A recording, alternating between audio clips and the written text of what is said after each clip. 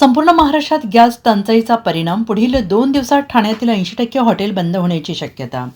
संपूर्ण महाराष्ट्रात गॅस सिलेंडरचा तुटवडा निर्माण होत असून त्याचा थेट फटका हॉटेल व्यवसायाला बसताना दिसतो आहे. ठाणे शहरातही व्यावसायिक गॅस सिलेंडरची कमतरता जाणवत असल्याने अनेक हॉटेल्स बंद पडण्याच्या मार्गावर आहे.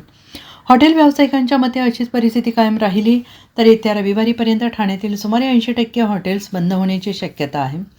गॅसचा पुरवठा सुरळीत न झाल्यास हजारो हॉटेल व्यावसायिक आणि त्यांच्यावर अवलंबून असलेले कर्मचारी अडचणीत येतील अशी भीती व्यक्त केली जाते आहे. मार्च महिन्यात हॉटेल व्यवसायासाठी विविध परवान्यांचे नूतनीकरण करावे लागते, मात्र व्यवसायावरच गदा येत असल्याने परवाने नूतनीकरण करणे कठीण होईल असे व्यावसायिकांचे म्हणणे आहे.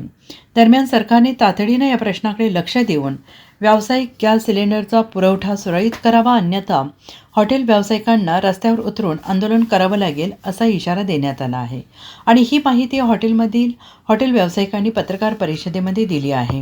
आता काय ठाण्यामध्ये ठाण्यात नाही, अख्खा महाराष्ट्रामध्ये गॅसची काळाबाजार चालू झालेला आहे. 1835 रुपयाचे सिलेंडर आता 4000 5000 मध्ये विकायला चालू केलेलं आहे आणि सिलेंडर भेटत पण नाही आहे. आता आमच्याकडे 20-30% आजपासून बंद होणार आहे हॉटेल आणि रविवार परत असंच चाललं तर सप्लाय नाही आलं तर गॅसची आम्ही 80% परत आपल्या बंद होऊन जाईल.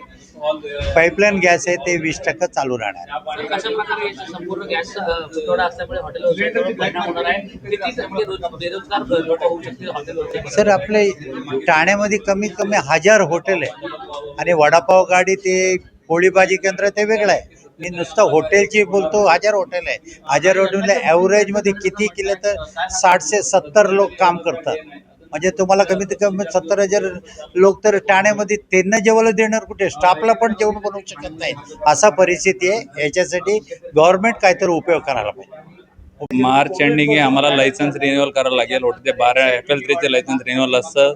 रिन्युअल असं हॉटेल बिझनेसच नाही केलं तर रिन्युअल कसं, पैसे कुठून भरणार आहे? कसंच परिस्थिती असलं तर आमची गॅसच नाही भेटलं तर स्टाफला पण जेवण नाही करू शकत. कारण काही हॉटेलमध्ये 50-100 स्टाफ असतं. ते लोक पण आता 1-2-3 दिवस थांबू शकतात त्यांना, नाही तर पुढच्या असं कालात राहिलं तर ते लोक पण गावी निघून जातील. पुढे इथे कोण थांबणार नाही जेवण. असं स्टाफच नसलं तर पुढे सिलेंडर आले तरी त्यांना स्टाफ आणायला तरी नंतर वेळ लागेल.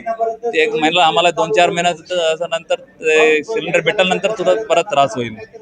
असं सध्याचं आत्ताच्या आता काहीतरी पर्यायी व्यवस्था काढलाय गव्हर्नमेंटने, आम्हाला आम्ही धंदा सुरू ठेवू शकतो. परिस्थिति ये है, संडे तक 80% होटल्स बंद होएगा। ये खाली होटलियर्स का नुकसान नहीं है, स्टेट का नुकसान हो जाता है।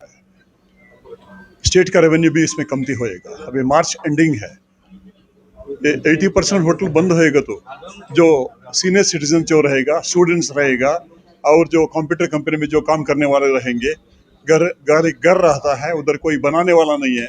ये क्या, इसको कोई खाने का सुविधा नहीं रहेगा, उसका कंडीशन बहुत पैथेटिक रहेगा। ये गवर्नमेंट सोचना चाहिए। Bureau report SBN Marathi, Thane.